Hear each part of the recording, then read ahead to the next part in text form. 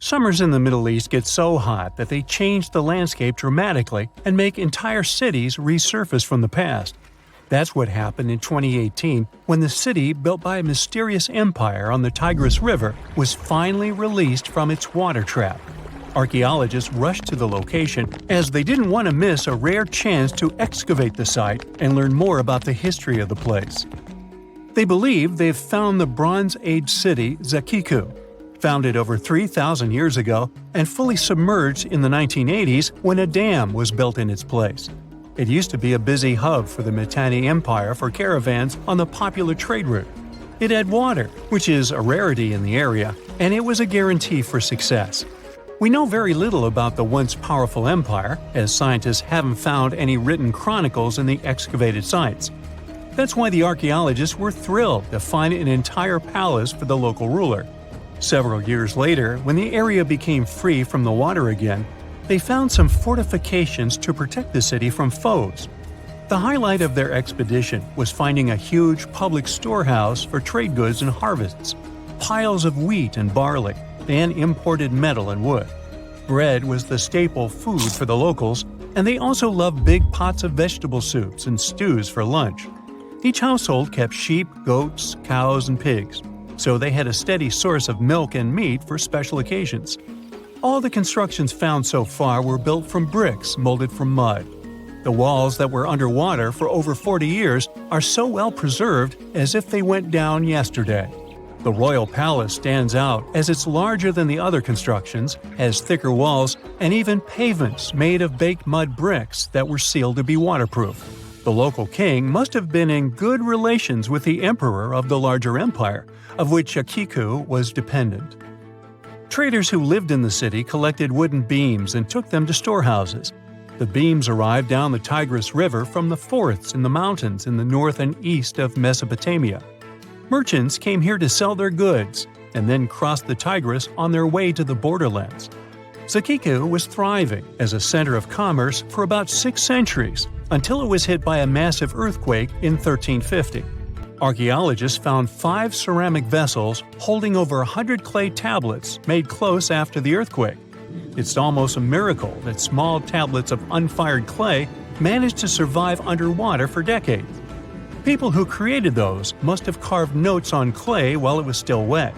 They wrote about anything, from newly stored harvests to notes for other kingdoms. Then they would let the message dry in the sun. Scribes even had to learn a different language so that everyone outside the city could read it. Scientists believe the tablets they found used to be part of a private archive. They hope to decipher the notes to learn more about the history of Zakiku and the whole empire after the terrible earthquake.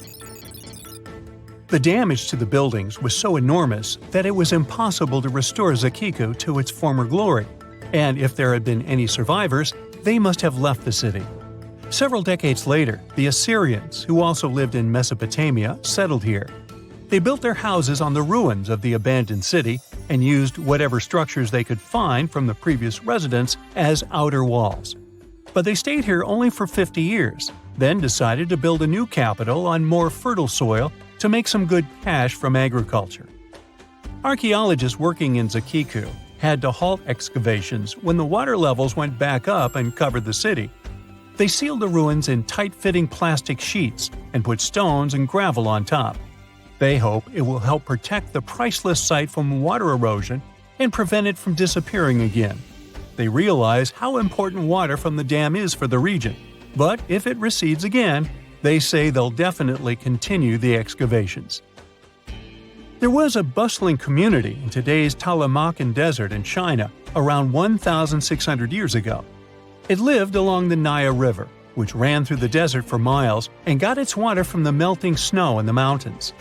After 3 years of work in the area, archaeologists and scientists managed to dig up 8 tombs in the desert. Thanks to the desert heat, the clothes and artifacts inside them were almost as good as new. The people who wore those must have lived in the ancient city of Naya. Naya used to be part of a prosperous kingdom at the heart of the Silk Road trading route and had a population of over 3,000 people. Then, desert sands went rogue and swallowed the city whole. Archaeologists only found the ruins of Nija in the early 20th century. Scientists from different countries have tried to solve its mysteries. It looks like the tombs discovered at the end of the 20th century belonged to the wealthy. There were some expensive items inside: a quiver and bow, metal arrowheads, gold earrings, and a glass bead necklace, a lacquer box with a comb, makeup, and a sewing kit in one of the tombs. There was also some silk of top quality, and even the bright colors like green and yellow haven't faded on it. The fabric also had Chinese characters with quotes from historical books, which helped scientists identify the period in which it was made. Archaeologists later found a large dwelling site and the clearing of 3 ruined buildings.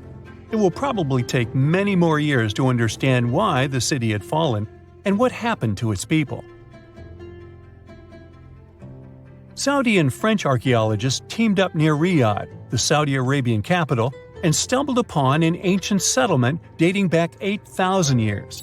The scientists used all sorts of cool tech, like laser scanning, drones, and aerial photography, to unearth this Neolithic-era gem. They found the settlement in a local archaeological hotspot. Among the treasures they uncovered were a stone temple, remnants of an altar, and over 2,000 graves. All these finds tell us about ancient practices and rituals. The team also found the foundations of 4 massive buildings, corner towers, and open-air courtyards, all with underground reservoirs to store water for agricultural use.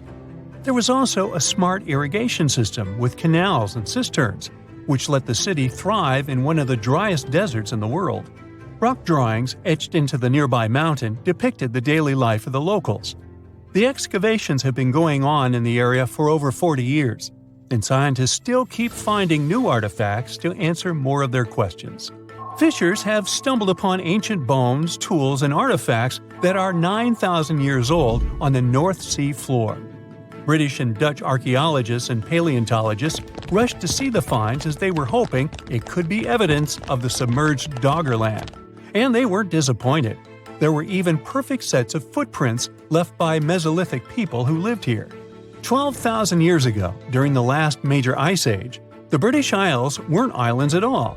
There was a landmass made of many hills, marshlands, and dense forests that connected them to the European continent.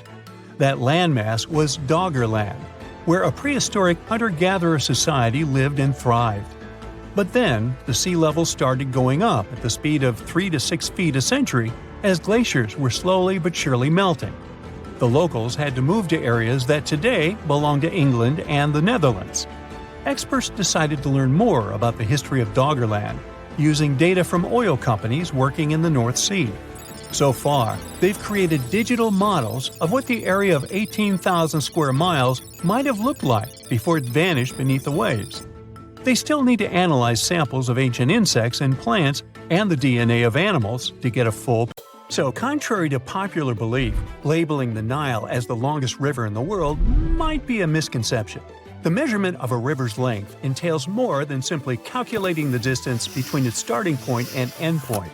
Rivers are intricate systems comprised of various tributaries, which significantly impact their overall length. In fact, when accounting for these tributaries, the initial figure can increase up to 3-fold, exemplified by the Mississippi River.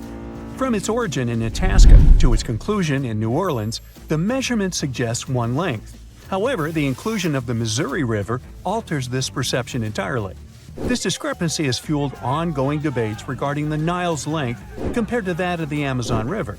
Despite Google's recognition of the Nile as the longest river worldwide, it may not fully align with the factual reality.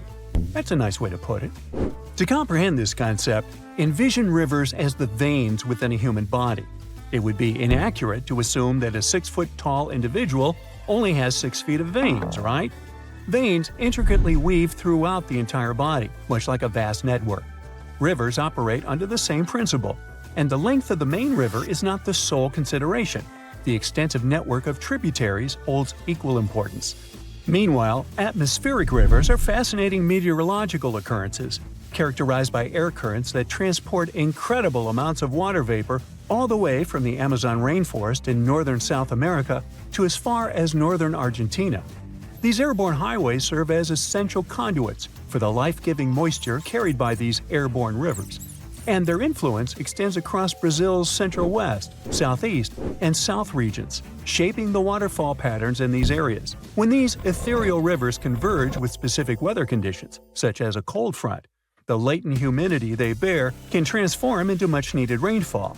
This precipitation plays a vital role not only in sustaining the diverse ecosystems of the region, but also supporting Brazil's thriving economy in multiple ways. The significance of this phenomenon is evident as it enables the irrigation of crops, ensuring agricultural productivity and food security.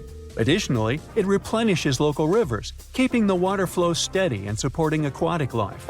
Moreover, the water collected by these rivers is channeled into dam reservoirs, providing a reliable source of energy for the nation. The amount of water carried by the airborne rivers may match or even surpass the enormity of the Amazon's flow. Thus, when we unite the conventional Amazon River with its aerial counterpart, it becomes significantly larger than the Nile. Atmospheric rivers are also observed in the Congo Basin, where the climate is predominantly shaped by the moisture emanating from the Atlantic Ocean and the forests of the Congo Basin. This incredible phenomenon leads to evaporation levels as high as 3 to 6 feet of water per year. These rivers vary in size and strength, but on average, they transport a water vapor volume comparable to the flow at the mouth of the Mississippi River. In rare cases, exceptionally powerful atmospheric rivers can carry up to 15 times that amount. When these rivers reach land, they release the accumulated water vapor, resulting in rainfall or snowfall. Although atmospheric rivers come in various forms, those with high water vapor content and intense winds can cause extreme precipitation and flooding, especially when they linger over flood-prone watersheds. An example of a well-known atmospheric river is the Pineapple Express, a robust system capable of transporting moisture from the tropical regions near Hawaii to the U.S. West Coast. Such events can disrupt travel, trigger mudslides, and lead to significant destruction of life and property. However, not all atmospheric rivers pose risks. Many are weaker systems that provide valuable rain or snow, essential for maintaining water supplies. Plus, they play a critical role in the global water cycle and have a close association with water supply and flood hazards, particularly in the western United States. In addition for the potential for flooding, atmospheric rivers also contribute to desirable increases in snowpack. A series of atmospheric rivers was responsible for severe winter storms that battered the U.S. West Coast from western Washington to southern California between 2010 and just recently in early 2024, resulting in rainfall ranging from 11 to 25 inches in certain regions. So, if water vapor can be considered a river, it begs the question, what else can be classified as a river? Surprisingly, even without any water, something can still be deemed a river. This fascinating phenomenon is known as a wadi, traditionally referring to a river valley. Wadis can be found in gently sloping, almost flat areas of deserts. Unlike traditional rivers, wadis lack permanent channels due to the sporadic presence of water flow. As a result, they exhibit braided stream patterns caused by limited water supply and an abundance of sediments. The water that does manage to reach the stream bed percolates down, causing a sudden decrease in energy and significant deposition. Additionally, wadis can develop sediment dams, altering stream patterns during subsequent flash floods. Interestingly, wind also plays a role in sediment deposition within wadis. When wadi sediments are submerged or moist, wind-driven sediments settle on top of them, resulting in a mixture of both water and wind sediments. Rivers can be peculiar not just because they consist of sand or air, but also because of their fascinating coverings. In certain conditions, Scotland's River Dee reveals an intriguing sight: peculiar frozen formations that resemble lily pads. These formations, called ice pancakes or pancake ice, occur naturally when gentle waves cause smooth pieces of ice to collide, resulting in smooth rounded edges. As these ice disks interact with the waves, they gain raised edges, giving them an appearance reminiscent of lily pads. Usually, pancake ice has a somewhat slush-like consistency. Some media reports have suggested that the ice on the River Dee formed from frozen foam. But scientists explain that while it is plausible, the pancake ice still develops through the collision process. Over time, these ice pancakes often merge together, forming large sheets of ice. If the ice becomes thick enough and the water remains turbulent, it can bend, fracture, and stack upon itself, creating remarkable structures called ice ridges. Now, imagine a river not made of water but of methane. It may sound like an outlandish idea, but on Saturn's moon Titan, this is actually a reality. Vid Flamina, a fascinating river on Titan, consists of liquid methane and ethane and has drawn comparisons to the mighty Nile. Stretching over 249 miles, it gracefully flows into l'Egea Mare, which is Titan's second-largest hydrocarbon sea. While most of Titan's surface is composed of water ice, Vid Flamina stands out as a breathtaking river that carves canyons into the icy terrain, mimicking solid bedrock. NASA scientists believe that this extraordinary river hosts rapids, whirlpools, and even waterfalls, mirroring the features found in Earth's rivers. When NASA's Cassini probe reached Saturn in 2004, its main goal was to explore this giant planet and its moons. Scientists were particularly interested in finding evidence of liquid methane on Titan due to its unique surface temperature and methane-rich atmosphere.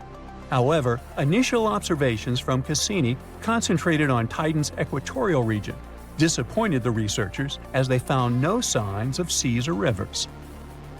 But this disappointment turned into excitement when Cassini's orbit shifted, enabling the team to focus on other areas of Titan's surface using radar techniques. Surprisingly, radar signals bounced off various angled and rough features such as sand dunes, cliffs, and rocks. But when the radar reached Titan's polar regions, the signal ceased, revealing mysterious dark spots resembling lakes, rivers, and tributaries akin to those found on Earth. The groundbreaking discovery came in December 2012 when Yanni Radabau, a scientist working with Cassini's team, announced an image captured in September of the same year.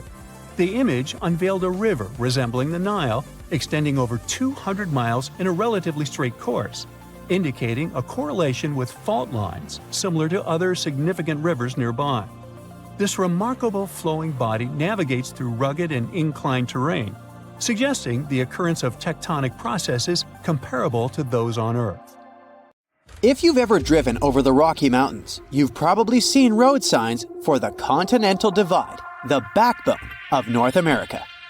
All watersheds to the west of it run into the Pacific Ocean, and everything on its eastern slope goes straight into the Atlantic. There's just one creek in Wyoming that couldn't choose one side and drains into both oceans at the same time.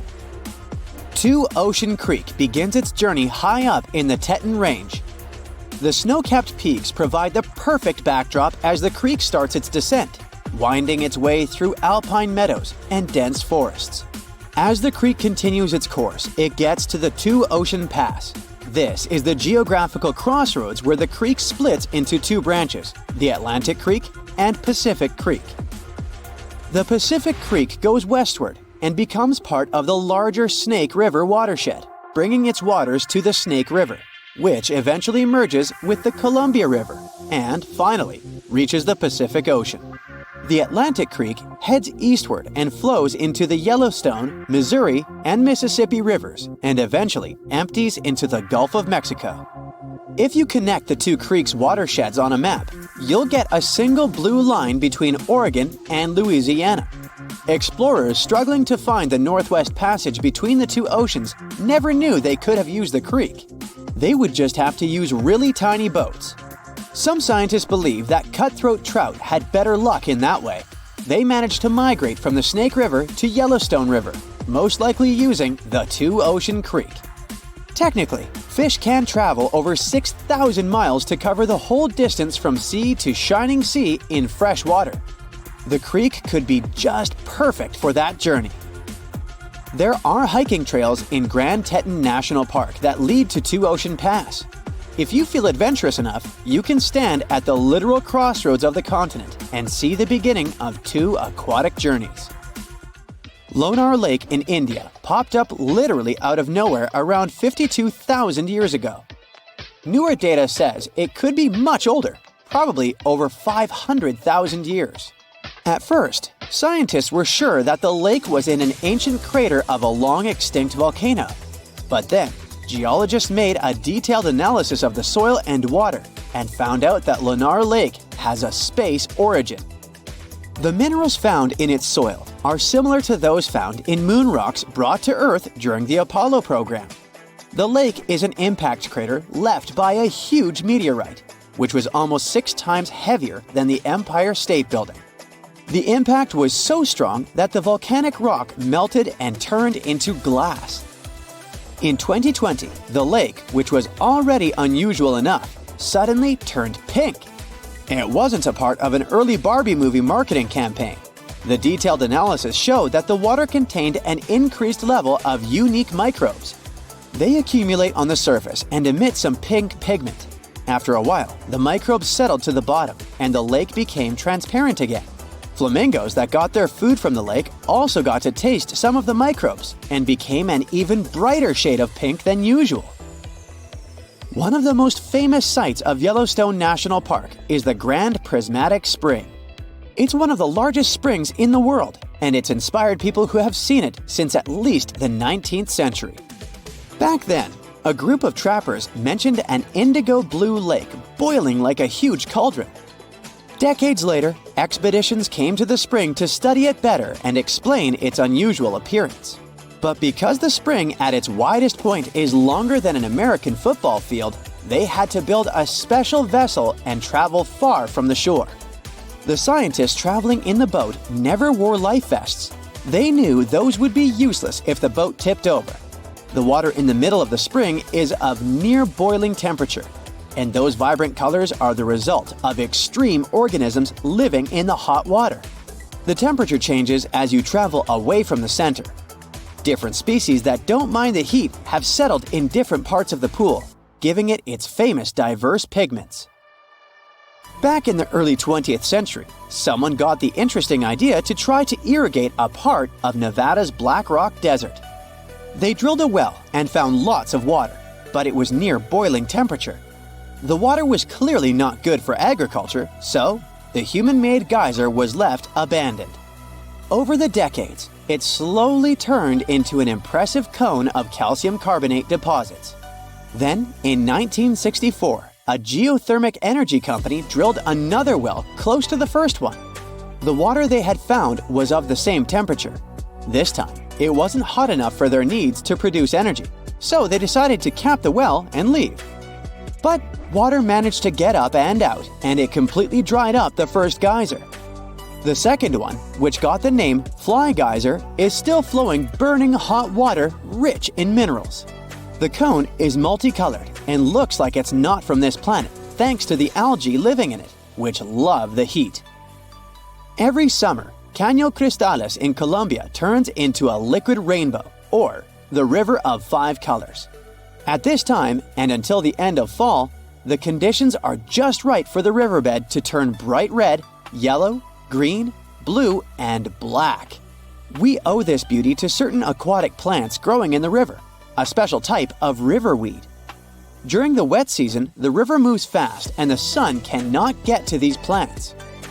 During the dry season, there isn't enough water to feed them, so the time in between the seasons has the perfect conditions for this colorful show.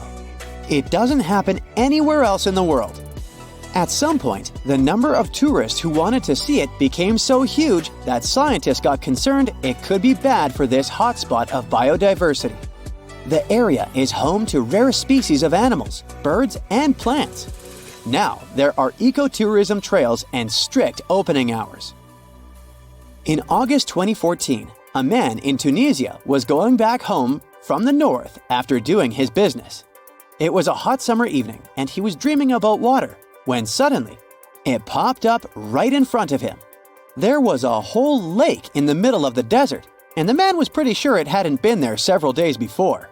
The new body of water got the nickname Mysterious Lake, and actually became a great mystery.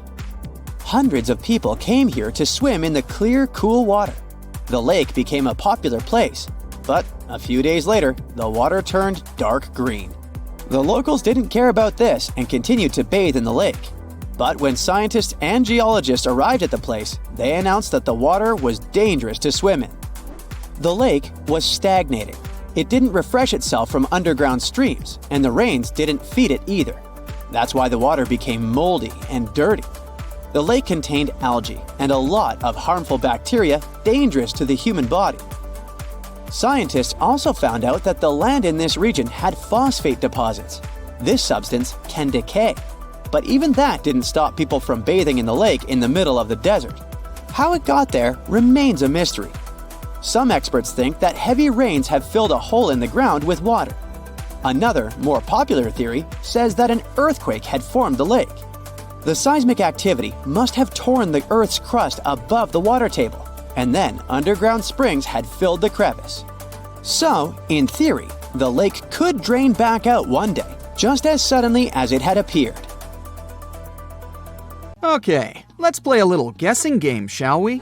Can you name the 6th largest river on Earth in terms of volume? That's the amount of water that flows through a waterway. The first couple of rivers are easy to list. Number 1, of course, is the Amazon River in South America. Then we have the Congo in Africa, and the Ganges in India. Feel free to name all the rivers on the planet. You won't get any closer to the answer. Why? Because this river is not on the surface, but underneath the waves of the Black Sea. In 2010, a team of scientists discovered this river while studying the Bosphorus Strait in Turkey. Sonar scanning revealed a channel at the bottom of the Black Sea. The channel had water flowing through it. It turned out that at places, it's 115 feet deep. That's 3 times as tall as your average telephone pole. This flow of water acts like a real river.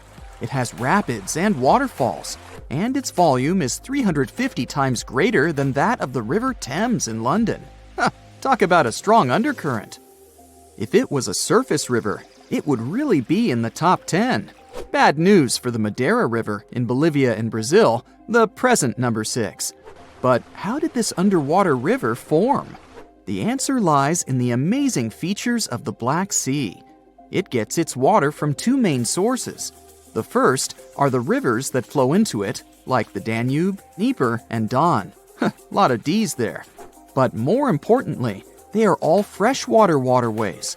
On the other side, quite literally, there is the Mediterranean, and it's salty, like a lot. When this salt water gets inside the Black Sea, it goes straight to the bottom. You see, fresh water is lighter than salt water. This creates stratification. It's a fancy term that simply means that the 2 types of water don't mix together. Salt water has a higher density, so it drops right down to the bottom. If you want to see how that works, you can do an experiment at home. Pour mineral water into 1 cup and salt water into another. Table salt will do. Then put a grape in each cup. You'll see how it immediately sinks to the bottom of the cup filled with fresh water. The grape will stay afloat in the cup filled with salt water. The same thing is happening inside the Black Sea. But there is another side to this phenomenon. The upper layer of water is rich in oxygen. This means it can support life. The bottom layer, however, is anoxic. Yep, you guessed it. This means there is no oxygen at the bottom. But this isn't a bad thing. Because of this trait of the Black Sea, shipwrecks are able to survive for centuries. Oxygen decomposes wood. And from what material did the ancient people make their ships? That's correct, timber. Recently, in 2018, scientists discovered the oldest Greek shipwreck on Earth. The merchant ship lies more than a mile deep at the bottom of the sea. Experts estimate that the vessel is 2,400 years old. The wreck was valuable for historians to study all the elements of ancient ship construction. From the mast to the rowing benches, it's all intact. The wreck lies some 50 miles off the coast of Bulgaria, but no one has seen it in person. Explorers sent a deep-sea ROV, or remotely operated vehicle, to film the wreckage. It was impossible for a diver to go down. But the Black Sea doesn't look that huge on a map. Could it be that deep? Oh yes, it's way deeper than people think. You could stack 6 Empire State Buildings at the deepest point of the Black Sea, around 7,257 feet.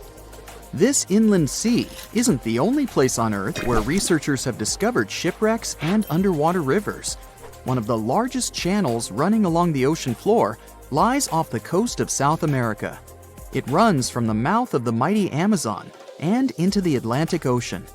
Studying underwater rivers isn't an easy task. The depth and the strong currents make it impossible to send in divers. Even the equipment for underwater research has to be sturdy. Otherwise, the current will just wash it away. That's why the underwater river in the Black Sea was ideal for scientists to explore. Earth's oceans and seas are powerful. But, lucky for us, there are places where divers can admire underwater rivers. Ever heard of a cenote? Sounds Spanish. Well, that's because it is. Cenotes are underground caves. They form after the limestone above collapses, revealing the groundwater under them. The term cenote is associated with the Yucatan Peninsula in Mexico. Ancient Maya used them as water sources. In the Mayan language, the word cenote meant sacred well. Researchers estimate there are some 10,000 cenotes spread across the Yucatan Peninsula. You can also find them in other places, such as Cuba and Australia. Beauty is in the eye of the beholder, but unofficially, the most beautiful cenote is located just south of the town of Tulum in Mexico. The name reflects the cave's divine beauty, Cenote Angelita. But people don't visit this cenote to go swimming. Its bottom is much more interesting. A scuba tank is all you need to finally admire an underwater river firsthand. The waters are dark and foggy, so divers use powerful flashlights. After a 100-foot dive, a marvelous sight appears, an underwater river with trees along its banks. Some of them even have green leaves, just like any other water flow on dry land. But it's not really a river. Here comes the fascinating part. Remember how saltwater and freshwater don't mix?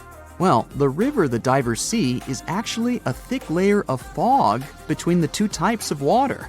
3 feet of hydrogen sulfates to be exact.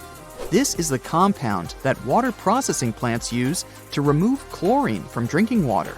The substance is so heavy that the fog it produces moves independently from the surrounding water, and it creates an illusion that a river is flowing underwater. But there are other real rivers that play tricks on you. Take, for example, the Mystery River in Indiana. It's the longest underground river in the United States. Explorers discovered the river and its cave system, Blue Spring Caverns, in the 19th century. Nearly 3 miles of the river are navigable. Isn't that impressive? You can book a boat tour on a river that you can't even see. But the most mysterious river on the planet is the Saraswati River in India. The coolest part about it is that it doesn't exist. It was an alleged river only mentioned in ancient literature. For centuries, people thought that it was just a myth. Then satellite images showed that it might be real. Ancient texts spoke of a major confluence of 3 mighty rivers, the Ganges, Yamuna, and Saraswati. The first 2 are visible today, but where's the third one? That's what scientists decided to find out. Images from an American satellite showed the presence of underground water in the area. Until then, researchers thought that these were paleo channels. This simply means that water flowed through them a long time ago. But, to their surprise, it appeared that there was still water inside these channels. Scientists estimated that the Saraswati River flowed above the ground some 5,000 years ago. But it didn't dry up completely. It just went underground, some 200 feet below the ground. Local experts believe that the river still slowly flows into the sea. The Saraswati River got hidden under the desert sand. This was a natural process, but many rivers have been forced underground because of human activity. In London, England, several dozen small and medium-sized rivers now flow under the ground. Maps from the 19th century still show them as rivers, but today they only exist in the names of the streets that were built above them, such as Fleet Street. The same thing happened in New York, but this doesn't mean that these streams have disappeared for good. When engineers want to rebuild or modify a building, they still consult city maps from centuries ago. No one wants a long-lost brook to flood their basement. The Amazon River travels through 9 South American countries at a length of over 4,000 miles. Still, it's impossible to cross it by a bridge. With the river being the main highway, traveling through this dense forest, and so few areas populated around the river, there's just no reason to have one. The river can rise up to 30 feet, and the river crossings that were only 3 miles wide can expand to over 30 miles in just a few short weeks in certain spots, making a bridge nearly impossible to build here. In New Zealand, in the coastal town of Mauriki, there are huge spherical boulders. Some rocks are 6.5 feet tall and weigh about 7 tons, as much as 10 cows. Ooh, there's a 10-cow boulder. Maori legend has it that these rocks are from the remains of the goods from a large shipwreck that happened hundreds of years ago. From a more scientific perspective, it's sand and gravel combined to form these giant boulders. Waves and winds give them a smooth, round appearance over time. The whole process might take millions of years. Indonesia's Kaiwan Ijen volcano is famous for a stunning turquoise-colored lake sitting at the top of the peak, but don't dip in. It's an acid lake. But its scariest part is the sulfuric gases leaking out when lava flows freely, reaching temperatures hotter than 1,000 degrees Fahrenheit. When those gases come in contact with the air, they combust into a spectacular electric blue flame. That's why the volcano has blue lava. The island of Surtsey, south of Iceland, was formed over 50 years ago by a volcanic eruption. It all began back in 1963 when a powerful volcanic eruption created one of the youngest islands on the planet. All sorts of bacteria, fungi, and molds began taking over the island, leading to numerous other animals finding their way here, like seals and birds. Birds and ocean waves deposited seeds all over the island. Sadly, the island's getting smaller now because of water and wind erosion. Located off the coast of Brazil, there's an island called… I'm a bit rusty on my Portuguese, so here it is on the screen. It looks perfectly untouched and pristine. Bad news? Dangerous snakes overrun it completely, so take a doctor with you in case you want to go there. Over 4,000 of the golden lancehead vipers inhabit this island. These 3-foot-long snakes are among the most venomous in the entire world. I think I'll skip that. Landing down under, you can see the Opera House, Uluru, lots of kangaroos, and catch the strangest wave of the world, Wave Rock in Western Australia. It's not made of water, but stone. It can be up to 50 feet tall and almost 300 feet long. It's especially incredible after rains in winter when the Western Australian wildflowers fill up the entire landscape. In Atlanta, there's a World of Coca-Cola museum. The formula for the secret recipe is in a large security vault, heavily guarded at all times. Only a handful of people can get through those vault doors. Since its creation in 1886, the company has kept it a secret for only the most honest employees. In 2006, a former worker tried to sell the formula to Pepsi, only for Pepsi to call the police and inform Coca-Cola. The Polka Dot Lakes is a must for anyone who is in British Columbia. After the summer's scorching heat evaporates the lake's water, it leaves behind yellow, blue, and green water spots. These pools are full of all sorts of minerals, like sodium, calcium, and magnesium sulfates that get concentrated in the pools. You can't get too close or even dip your feet into them. A fence protects the entire lake with a sign about how culturally and ecologically sensitive the area is. In Death Valley, California, there's a mystery of the sailing stones. Since the early 1900s, the mystery of how all these stones were seemingly moving by themselves across the desert floor baffled everyone. Some believe that the rocks move by thin pieces of ice around the stones pushed by winds after winter. No one ever saw any of these rocks moving until 2014. Scientists set time-lapse recorders, and the footage showed the rocks sliding along the ground over time. The Marble Caves in Chile, located in the beautiful area of Patagonia, formed from over 6,000 years of waves wearing down the rocks. The crystal blue walls reflect the vibrant turquoise water, making it perfect for kayaking. Walking in Chestnut Ridge Park in New York, one can see an eternal flame.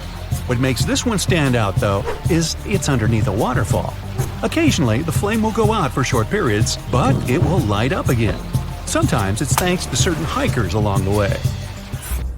If you ever stop your car on a magnetic hill in New Brunswick, Canada, you'll see the car might start rolling backwards up the hill, all by itself. While it looks like it's moving the wrong way, this is just an illusion. There are several hills like this all around the world. what looks like an incline is the opposite, all because there's no horizon for perspective.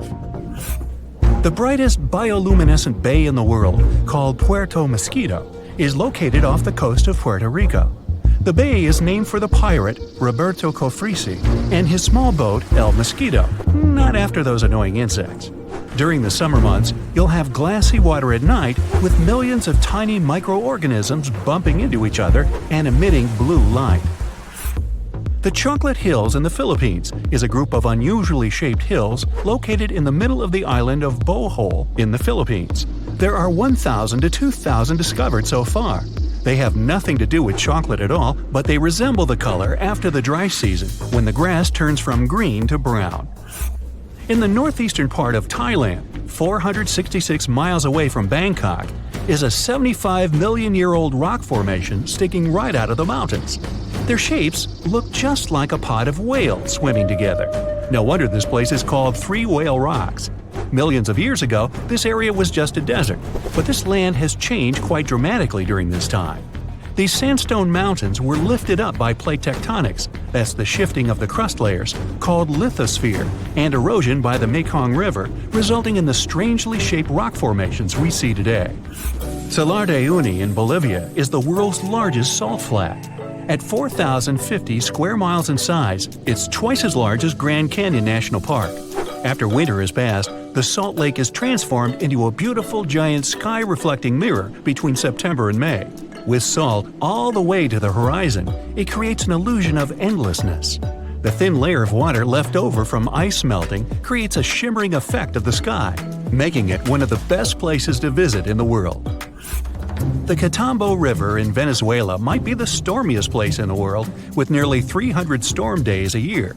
The lightning storms are so consistent, and they're predicted 3 months in advance. During the wet season in October, you might see 30 lightning flashes in a single minute. At sunset, strong winds flow around the 3 surrounding mountains, forming storm clouds over the water. When the water droplets of humid air collide with ice crystals from the cold air, the static charges cause a lightning storm that happens nearly every night. Off the southern tip of Japan lies the Yonaguni Formation. Archaeologists believe that the monument belongs to a fabled Pacific civilization, like Atlantis, that vanished beneath the waves thousands of years ago. If it's truly a lost civilization, or just nature having a little fun, this is the site to dive into. Features inside the structure resemble stonework like castles, temples, and a stadium, connected by roads and what seems to be large walls all the way around.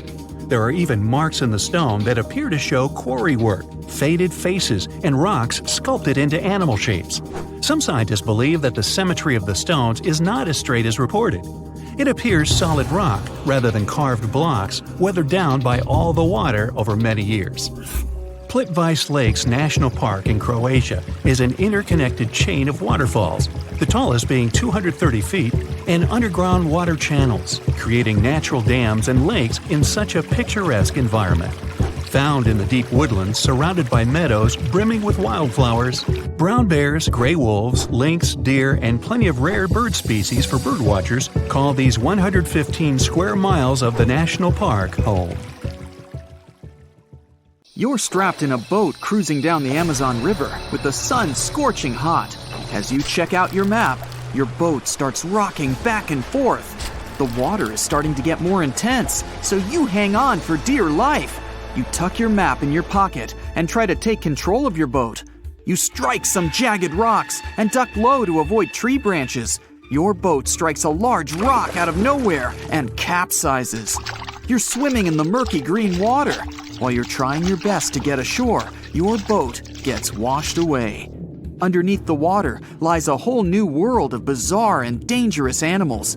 Candiru fish are snake-like creatures that can grow up to 16 inches long. Arapimus can weigh more than an adult male and are taller than most basketball players. They're the biggest freshwater fish in South America. They have a hybrid gill system that forces them to pop up to the surface every 5 to 15 minutes to breathe in oxygen for their large swim bladder. You swim out of the raging water and dry yourself off. Oh no, your map is completely soaked. There's no way you can get to your destination without it. You venture into the thick rainforest, shoving the branches and leaves away. As you get deeper, you notice something on a tree. It's barely moving, but it's got sharp claws and a raggedy coat. It stretches its arm to another branch and tries to pull itself up, ever so slowly. Sloths sleep more than half their days and only head down from trees once a week.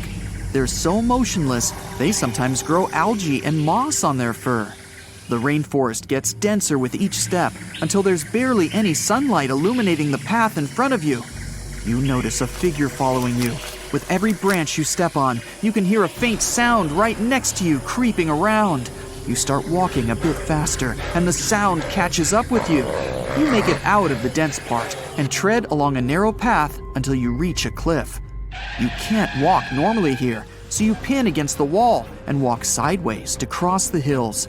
You slowly move across with the river 30 feet below you. You move your right foot, and some rocks fall into the river. You keep going and misstep. You're about to fall, but you hold on to a large tree branch and pull yourself up. You notice a couple of colorful poison frogs inches away from your fingers.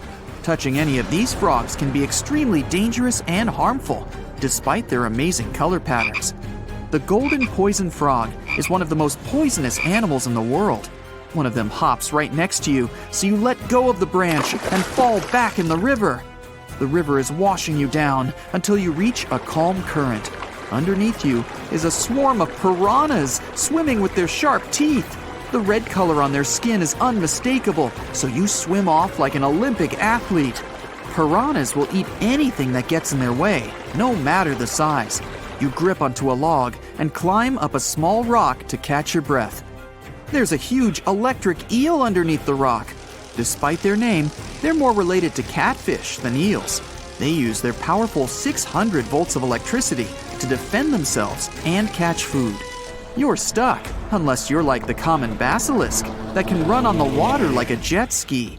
These incredible lizards have special webbing on their toes and can run the distance of a basketball court. You hop on a bunch of rocks until you reach the land. You continue walking along the riverbank until you come across a moving rock.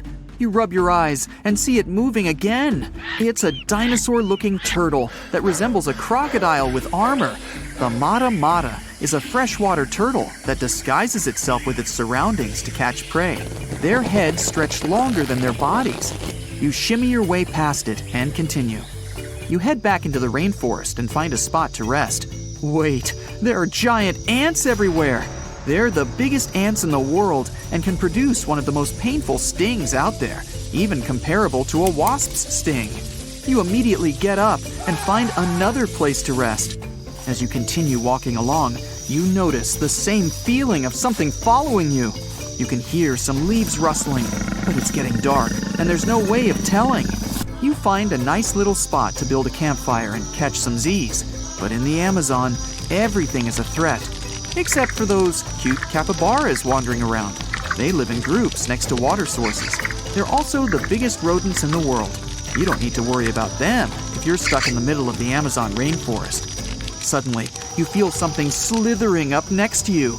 You look down and see a massive green anaconda just about to constrict you. They are the heaviest snakes in the world and can grow up to 20 feet long and have a huge appetite. You get up and sprint your way out of there. All right, you found a decent cave to crash in. It's daytime again, and you're still alive. You continue walking along the rainforest. You were able to find some breakfast to boost your energy for the rest of the day. You spot something on a tree that looks like a branch, but it's actually a potu, a master of disguise that can spend days motionless on broken tree branches. These bizarre birds use those branches as their permanent home, where they lay their eggs and chill all day. You continue your way through the rainforest and see a Brazilian wandering spider crawling on a tree branch right in front of you.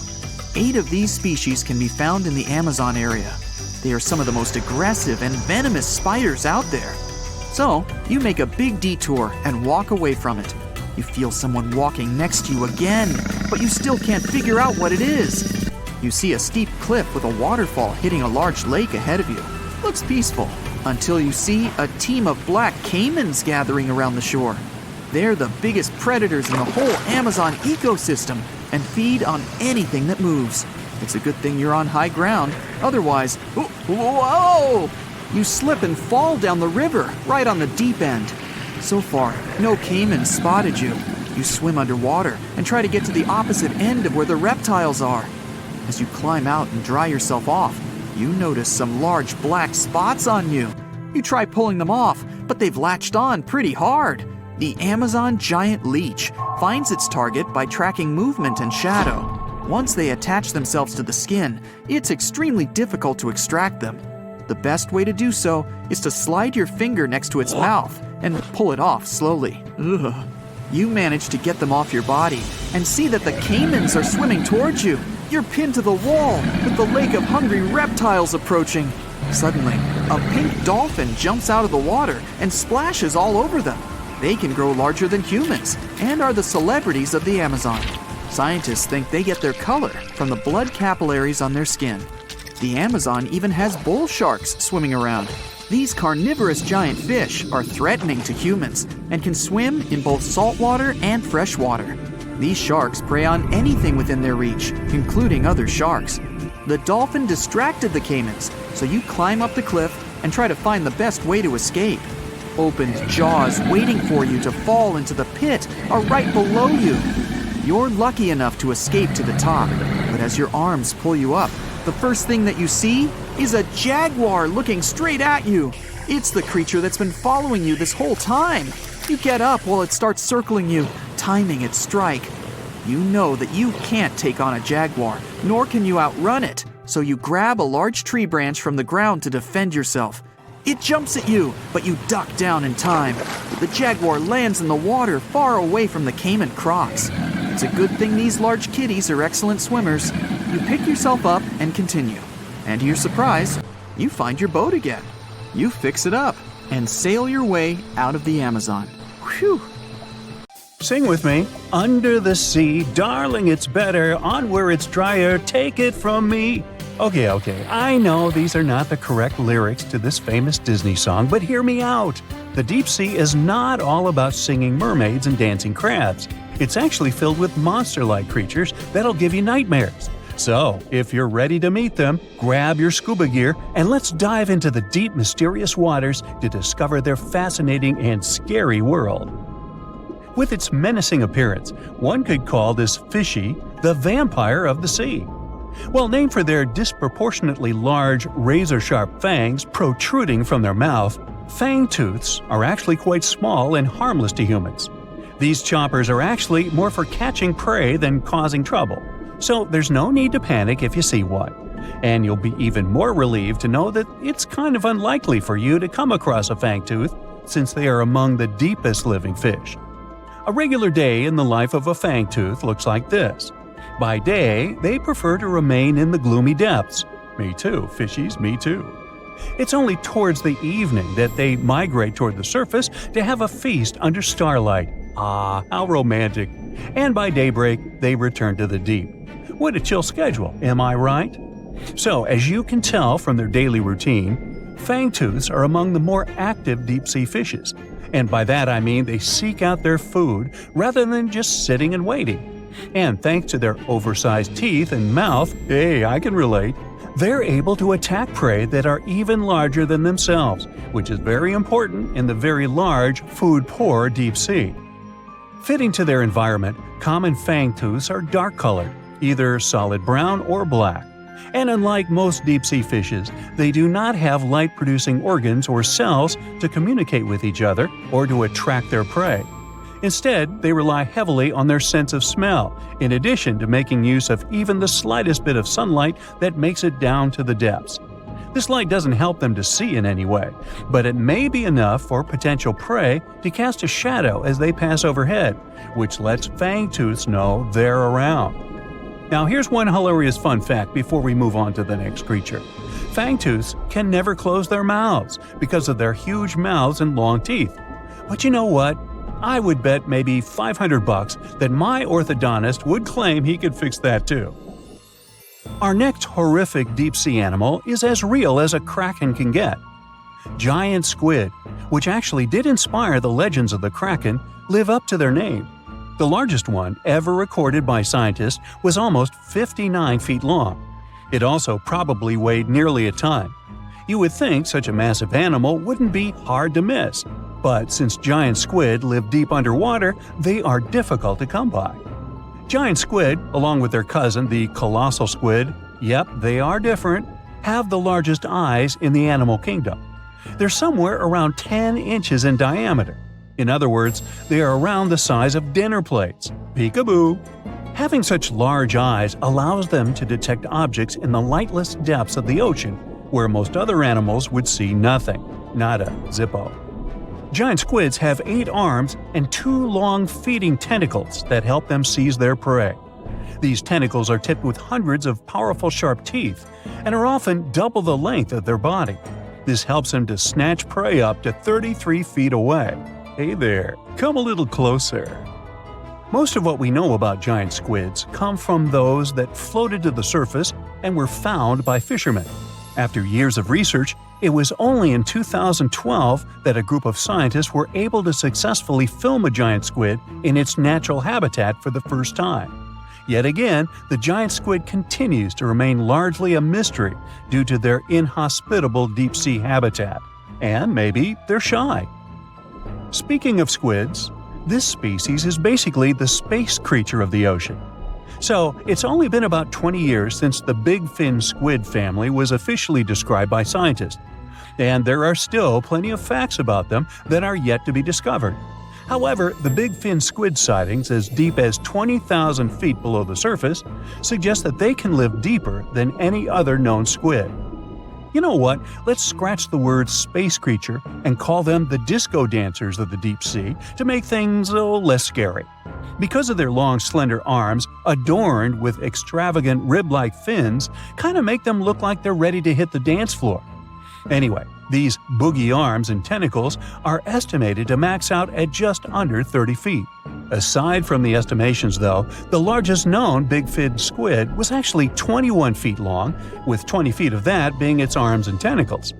How exactly a big fin squid uses them is still unknown, but scientists think they like to use them to trap prey that bump into them as they hang down in the water below their body or drag along the seafloor. There are only around a dozen confirmed big fin squid sightings worldwide, so you can just relax, because the chances of you getting hugged by a big fin squid are close to impossible. But I can't guarantee anything regarding your nightmares. Now, these are not one of your regular Jaws sharks. Let's start with the most strange fact about a frilled shark. It's considered a living fossil because of its primitive anatomic traits. That actually makes more sense once you learn that this species has been around for 80-some million years. So I have both good news and bad news. Frilled sharks live in the open ocean and spend much of their time in deep, dark waters far below the surface. However, they do feed at the surface of the ocean at night. When hunting food, they move like an eel, bending and lunging to capture their prey. And they can actually swallow it as whole, even if it is larger than their own size. This is all thanks to their long and flexible jaws, which are equipped with 300 recurved needle-like teeth. Okay, I am somewhat freaked out now. Unlike the rest of the deep-sea creatures I've talked about, frilled sharks might sometimes accidentally get caught in nets. So if fishing is your thing, beware. This telescope won't help you see the stars and the planets. With its protruding eyes and elongated body, this little swimmer looks like it's wearing a pair of underwater binoculars, hence the name the telescope fish. Found in cold, deep tropical to subtropical waters worldwide, they're known to be the species that undergoes one of the most drastic transformations in fishes. When the first larva was described in 1954, it was believed to be a new species rather than the larva of a telescope fish that were known to science since 1901. Despite the fact that they are only around 6 to 8 inches long, they're able to latch onto snacks that are bigger than their own size. That is thanks to their massive and highly stretching jaws, making up most of the size of their head. These large prey are then folded in half to fit in their expandable stomach. In 1925, scientists found a 5.5-inch long fish inside the stomach of a 3-inch long telescope fish, which they described as neatly folded. Despite all this, their cylindrical tube-shaped eyes are still the most fascinating and bizarre features of telescope fishes. Their specific shape increases light collection to help them detect their prey's weak bioluminescence even from a distance. But although their eyes are good for seeing things in the twilight, they're especially great at seeing silhouettes from below. That's why they orient themselves vertically in the water. Now, I have to admit they look kind of cute if you ask me. Sort of like uglier versions of Minions. Yeah, right? Ever wonder why, despite all our advancements in technology and science, there's a vast expanse of our own planet that we barely know about? Believe it or not, over 80% of our oceans remain uncharted territory. It's as if we've got this massive aquatic playground in our backyard, and we've barely scratched the surface. Also, did you know that only about 7% of our oceans have a special tag called Marine Protected Areas, or MPAs? How come this colossal body of water that envelops most of our planet is also among the most vulnerable and misunderstood spaces in the universe? Pressure has a lot to do with it. Our deep ocean is a beast of a place with no visibility, freezing temperatures, and pressure that's so intense that in certain areas it would make you feel like you're having the weight of 50 jumbo jets on your body. No wonder we're having an easier time sending people into space than to the bottom of the ocean. The deeper you go into the waters, the more pressure piles up. But let's not forget we have tech on our side, right? Scientists now use these cool satellite technologies that track the color of the ocean to check how much phytoplankton is there, for example. Why is this important, you might ask? Because these little plant-like critters are actually pretty major players in our big blue oceans.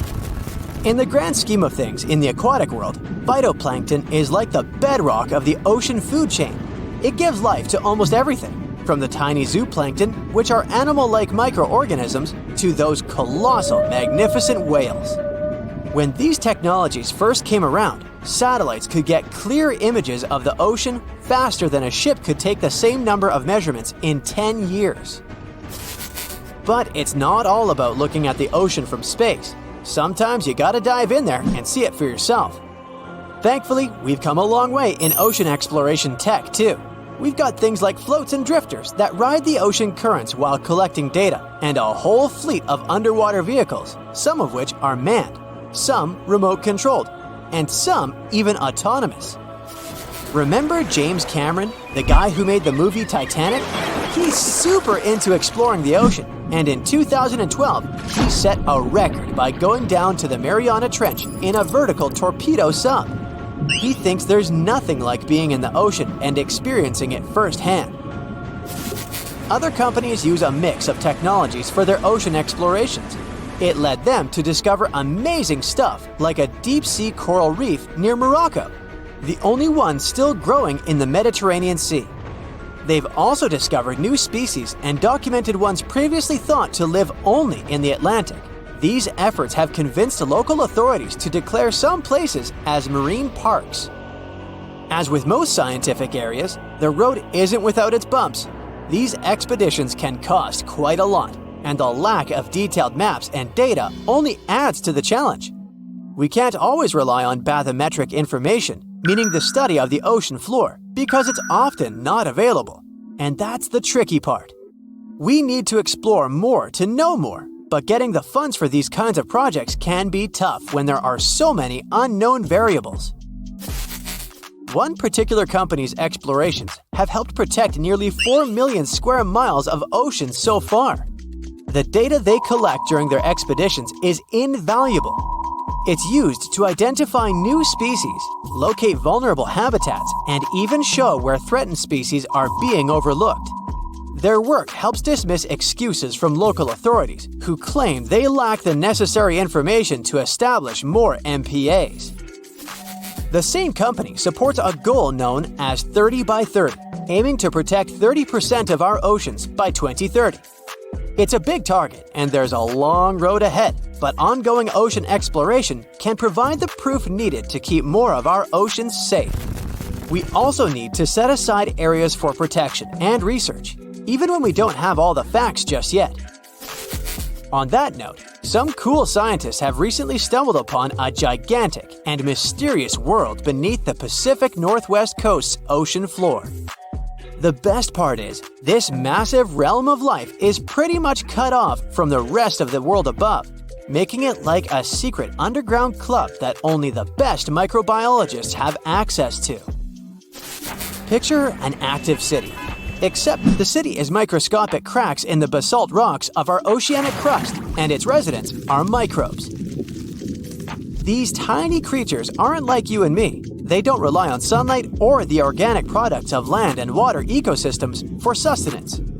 Instead, they thrive on chemical reactions with rocks and seawater. Scientists call this type of life chemosynthetic, which sounds complicated, but it basically means life sustained by chemical reactions. While this sort of life has been found deep in mines and around seafloor hydrothermal vents, the scale at which these creatures are found under the oceanic crust is unprecedented. It might even be the most extensive ecosystem on Earth. A geomicrobiologist from Denmark was part of the team that made this discovery. He claimed that over 50% of our planet's surface is oceanic crust, which is an average of 4 miles thick. Imagine the size of this chemosynthetic party happening down there. This discovery didn't happen overnight. Since the 90s, scientists have found weird tiny holes in the basalt rocks that make up much of Earth's outer crust. They seem like they might have been made by bacteria, but hey, there was supposed to be no life there. I mean, imagine trying to survive in a place that's hot, deep, dark, dense, and mostly devoid of the organic compounds we need for life. Yet, here they are. In the following years, more pieces of the puzzle fell into place. Scientists found that the oceanic crusts had different conditions at the centers and edges. At the centers, rocks are jam-packed with energy-rich compounds that support these tiny life forms. But by the time they reach the edges, these chemicals are all gone. Fast forward to now, and it's time to put the puzzle together. A microbial ecologist from the University of North Carolina worked on this research and says we now have solid evidence of microbial life in the cracks and crevices of deep ocean basalt. The next question scientists asked was, how far does this life extend? Researchers collected samples of crust from a plate roughly 120 miles off of Washington's coast, drilling deep beneath the ocean's surface. What they found down there was remarkable. The life down there runs on a unique fuel, hydrogen. Yep, in the absence of sunlight, hydrogen provides the energy for all their biological processes. These microbes use hydrogen to transform carbon dioxide into organic matter. This matter and other byproducts, like methane, then fuel other organisms, creating a network of life. Of course, the life down there isn't as complex as the one we know up here. Scientists doubt there will be any multicellular life under the ocean because it's too hot and energy poor. But hey, who knows? This universe under our oceans still has a lot to reveal. This whole thing is significant for many reasons. First, it confirms that life can exist in places without oxygen, which changes our perspective on where we can find life. This makes us wonder if life could exist under similar conditions on other planets, where surface conditions might be too harsh.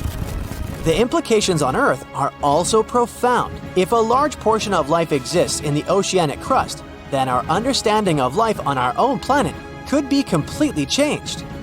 This exciting discovery stretches our understanding of life and prompts us to keep exploring the mysterious depths of our oceans, pushing the limits of our understanding. NASA is also in on the whole deep sea exploration project. Why? Shouldn't they be preoccupied with outer space?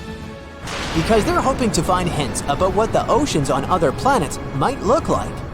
NASA specialists are really hopeful that by unearthing underwater secrets, we can solve some of the big questions about space. Plus, they're testing some nifty equipment for future journeys across our solar system. No one expected such a strong storm. It's too dangerous to sail back to the land because of high waves and winds. But suddenly, you notice a small green island nearby. You and your friend are about 25 miles off the coast of Brazil. You were fishing and didn't notice black clouds obscuring the blue sky. You're approaching the unknown island and see a Coast Guard boat behind you. People from there are screaming something to you, but you can't make out the words because of the thunder. They tell us we should stay away from that island, your friend says. Despite the warning, you still sail since there's no other way out. Around the island, you notice sharp rocks sticking out of the water like knives in the dark.